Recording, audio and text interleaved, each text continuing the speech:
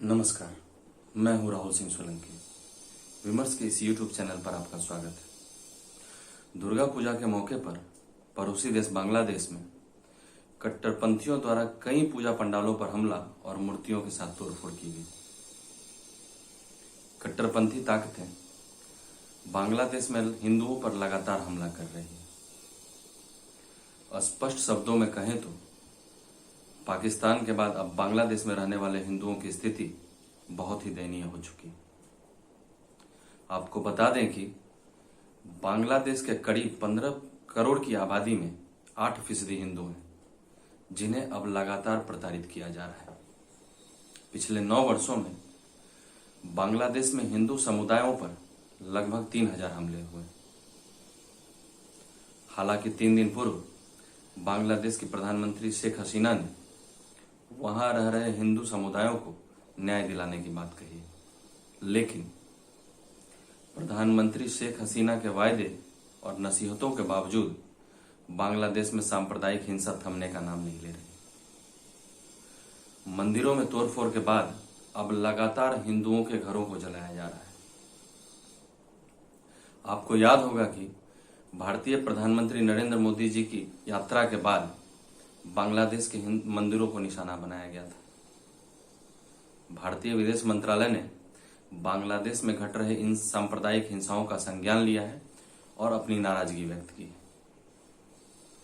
वैसे किसी भी देश के आंतरिक हिंसा को वहां की ही सरकार नियंत्रित कर सकती, लेकिन बांग्लादेश में ऐसा होने की संभावना कम है, क्योंकि अब वहां जिहादी तत्वों के साथ साथ कई आतंकी संगठनों ने पांव पसार लिए हैं। एक जानकारी के अनुसार धार्मिक भेदभाव और नफरत के कारण वर्ष 2014 तक लगभग 1 करोड़ 13 लाख हिंदू बांग्लादेश छोड़ चुके हैं और औसतन 600 हिंदू रोजाना बांग्लादेश से कहीं और जाने को मजबूर हैं। किसी भी लोकतंत्र के लिए इससे शर्मनाक बात क्या हो सकती है कि धार्मिक उन्माद और भेदभाव के कारण उसके नागरिकों को जीवन बचाने और अपनी आजीविका के लिए देश छोड़ना पड़ रहा हो। जैसे बांग्लादेश में हिंदुओं का भविष्य खतरे में नजर आ रहा है, वैसा ही हाल पाकिस्तान और अफगानिस्तान में भी दिखाई देता है। पाकिस्तान में तो हिंदुओं के दमन में वहां का शासन, प्रशासन और अदालतें भी संलिप्त है। आए दिन जबरन धर्मांतरण की खबरें आती हैं और अफगानिस्तान तो अभी का ज्वलंत उदाहरण है। एक ऐसे समय जब इन तीनों देशों में हिंदुओं और अन्य अल्पसंख्यकों के लिए कहीं कोई उम्मीद की किरण नजर नहीं आती, तब इसे उनकी अनदेखी की पराकाष्ठा ही कहा जाएगा कि अपने देश में नागरिकता संशोधन कानून के खिलाफ किस स्तर तक आसमान सर पे उठा लिया गया था। भारत के किसी राज्य में अगर किसी अल्पसंख्यक समुदाय के किसी व्यक्ति के साथ कुछ हो जाता है तो अंतर्राष्ट्रीय संस्थाएं, पश्चिमी देश और हमारे देश के विपक्षी नेता उल्टे चमगादड़ों की भांति आसमान सर पर उठा लेते हैं। भारत के आंतरिक मामलों को लेकर ग्रेटा थनबर्ग और मियां खलीफा जैसे बुद्धिजीवी सोशल मीडिया पर बौद्धिक प्रलाप और वैचारिक जुगाली करते पाए जाते हैं। भारत में लोकतंत्र और मानवाधिकार को खतरे में बता ये सभी एक साथ भारत के खिलाफ दुष्प्रचार और विस्मरण करते नजर आते हैं, लेकिन पाकिस्तान और बांग्लादेश में रह रहे अल्पसंख्यकों की बेबसी पर इन्हें सांप सूंघ जाता है। भारत सबसे बड़ा लोकतांत्रिक देश है। धार्मिक सहिष्णुता इस देश की पुरानी परंपरा रही है। मजहबी सद्भाव और धार्मिक सम्मान के मामले में भारत पूरे विश्व में एक अलग स्थान रखता है। भारतीय संविधान में धार्मिक और भाषाई अल्पसंख्यकों को अनुच्छेद 29 और 30 में विशेष अधिकार दिए गए हैं।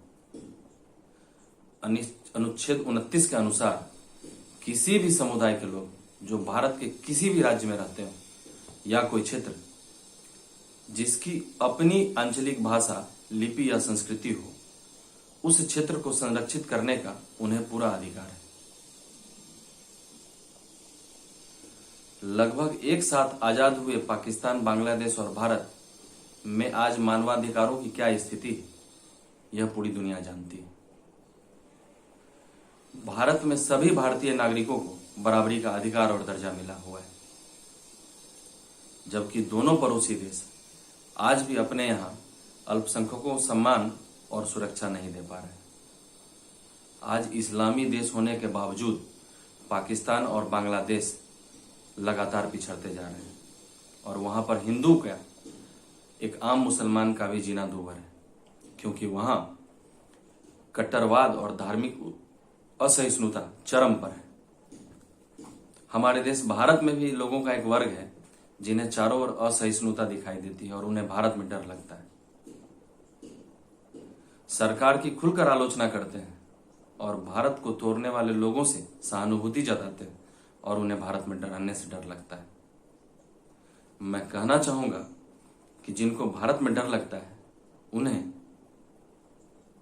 पाकिस्तान, बांग्लादेश और अफगानिस्तान की ओर मुंह कर झांकना चाहिए कि कैसे लोग अपने ही देश में शरणार्थी हो जाते हैं और जान बचाने की गुहार लगाते हैं। भारत में अल्पसंख्यक हितों की बात करने वाले ये लोग आज बांग्लादेशी अल्पसंख्यकों के मुद्दे पर चुप है। ऐसे लोगों को मैं बताना चाहूंगा कि भारत अल्पसंख्यकों की पर्याप्त आबादी वाला देश है, जहां अल्पसंख्यक भी सभी मौलिक नागरिक अधिकार और सम्मान के साथ रहता है। राजनीति के टीन वाले चश्मे से देखने पर धर्मनिरपेक्षता हमेशा सांप्रदायिकता में ही बदल जाती है।